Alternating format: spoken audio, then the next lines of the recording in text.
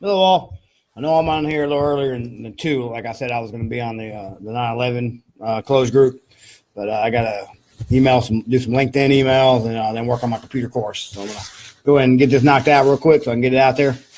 Uh, Apologize, I haven't been on for a while. If you're interested, oh, excuse me, I spit something out of my mouth there. That's fun. But I had a sick kid, so I kind of been away from Veteran to Hire. I want to thank Samantha Hasso, who's been doing pretty much 100% of the posts for the last 9 days.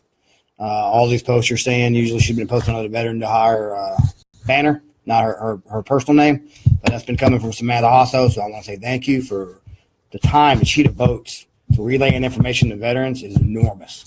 And I'm definitely going to work with her to make sure she gets squared away at a great place to work because she's an invaluable person. So I want to thank her. But I want to get into transition planning. I know a lot of you on this page are still on active duty because you're personal friends of mine, and I basically forced you to be in the group by inviting you in. And I know there's about 60 on here that I know for a fact are still on active duty. So I want to talk about transition planning because I'm the type of person, when I make mistakes, I'm going to tell people these are mistakes I made, so don't do this. And I think there needs to be more people that are willing to do that too, that admit they made mistakes so they can relay that message on, because that's important to relay messages on when you make mistakes. One is, I got out last year. I started transition leave on December 10th, 2016. And my last day in the Army was February 14th, 2017. So on December 10th, when I started, and I got permit to TDY because I was getting medically retired. So the first 10 days were permit to TDY. What I should have done is loaded the family in the car on December 10th and got out of town, headed back down to Georgia, where at the time we were going to move to. We already knew that. And start looking for a place to live while I'm still getting full active duty pay. But instead, we were so worried about my oldest son. He was so happy in that school he was going. He was going to school on the military base that we were living on at the time, in Fort Belvoir, Virginia. And we decided we weren't going to take him out of school. We're just going to stay there for the 60 days, let him go to school so he can still see his friends for a couple more months. And then when my official discharge date is, which is when they were going to kick me off the base anyway, we pull him out of school and go ahead and move. So I moved back down to Georgia with my transition leave already gone. And my pay got cut off at midnight on February 14th. At 11:59, I stopped getting paid for active duty. So I was looking for homes, basically living off my pension at the time, which isn't a whole lot, not nearly enough to be happy and support a family of 4 on. When I could have left on December 10th, had full active duty pay, been looking for a place to live, getting a place to live, and looking for a job, and still getting full military pay and the housing money that comes with that, the BAH money, basic allowance for housing. So whatever you do is when you start transition leave, you may like that area, but if you're not willing to live in that area and get a job in that area, you need to move to where you're going to work immediately. Second is don't burn bridges while you're in the military. Do not burn bridges. I was in for 14 years, and there were a lot of units I did a great job, and I left there with so many pats on the back, like you're the greatest person in the world. And there were units where I was an asshole, to be honest with you. I talked back to my bosses. I didn't listen because I didn't like the way they maybe were talking to me, even though they were, a couple ranks higher, and I should have just sucked it up. I didn't. And because of that, I can't use them as a reference now. I can't use them as a reference. So whatever you do, don't burn your bridges. Just suck it up, because when you get out and you're looking at your military life and once you're out of the military, you look at it as the total military experience. You don't look at it like you do when you're in each individual unit. You begin to look at your whole military experience as soon as you're out.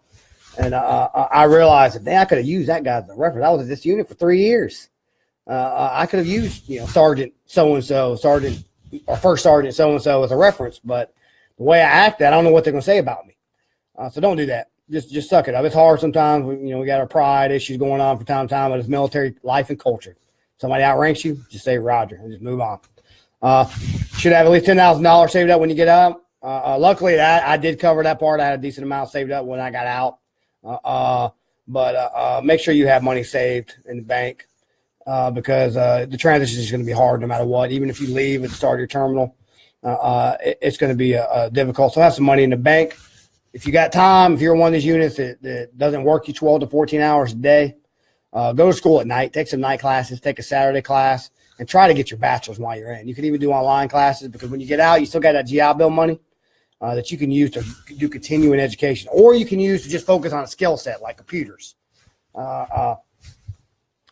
Have your resume reviewed by like 20 people. Don't just depend on SFL Tap to do it. Have your bosses, your coworkers review it.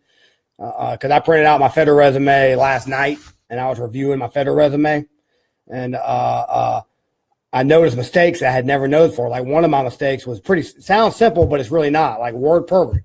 I put in there on my resume, I'm very proficient with WordPerfect. And WordPerfect is actually one word. It's not two words, but I had a big space there. And PowerPoint is one word. I had a space there. That can cost you a job. Simple little mistakes like that can cost you a job. So just some go to job fairs and network. Because you apply for some of these big companies, like say, for example, you want to apply for Apple. It's one of the most famous companies in the world. They're getting thousands and thousands of applications. But if you've gotten on LinkedIn and you've typed in the search bar, Apple workers, you can do that in the search bar. It's like Apple workers. All the people that work at Apple is going to pop up, and you can hit the connect button. Send them a little note, tell them who you are, connect with them. You should have at least 5 connections from the field that you want to work in. You should be emailing them every 2 to 3 weeks, all the way up until you're out, and then after you're out, touching base with them, letting them know you're about to get out, letting them know what you're learning, and let them get to know you as a person. Talk about your kids if you need to, your family life. Let them get to know you, because people that know you and they like you are going to help you. People who don't know you or that don't like you aren't going to do a damn thing for you. It's going to lead me into federal resumes. So I said I printed out my federal resume last night. I had I all throughout my federal resume. You are not supposed to have I anywhere in your federal resume, which I found out from the Washington, D.C. job fair that I went to. You're supposed to use action verbs to start every sentence. It's supposed to be an action verb. For example, motivated. You start a sentence with motivated a team of 10 soldiers. Trained 10 soldiers how to do whatever job you had in the military. Trained them. Got 10 motivated 10 soldiers to go to the promotion board. Stuff like that. So I got the action verbs. I'm going to scan it tonight, and then I'm going to upload it to you guys here on Facebook here tonight. And last thing, moving to a job. I have made a decision to move back to Washington, D.C. I was stationed there for 4 to 5 years, and I still have a lot of contacts up there.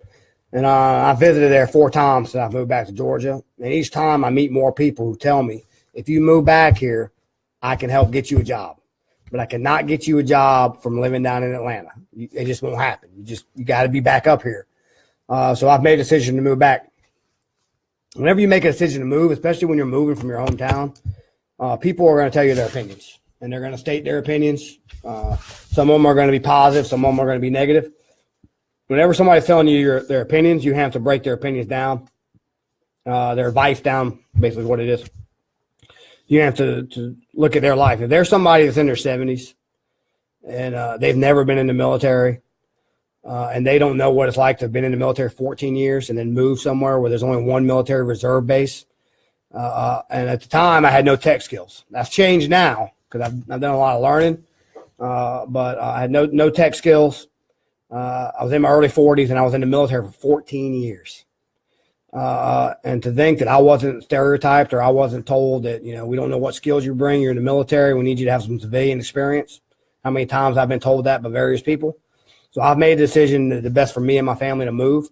So if you're in that situation somewhere, if you're out there somewhere and you just are struggling, and I know some of you are because I get the emails, and you were struggling and you can't find jobs and nobody's willing to help, you might need to go to a place that's it's going to help. And you need to do your research first and network in that area.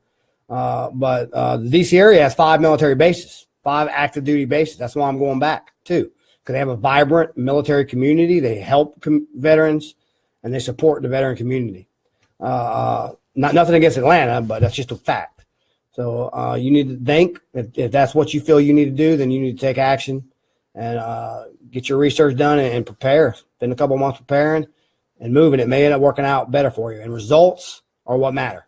If you move and then your results are good, all those people that were telling you shouldn't move and you're making a huge mistake, if you're successful, then there's nothing much they can say at that point. Anyway, have a good day, all. A little bit longer than usual, but I had a lot to put out, so it's been a while. Have a great day. I know some of you have already dropped off, but hopefully you'll watch it again later. Bye.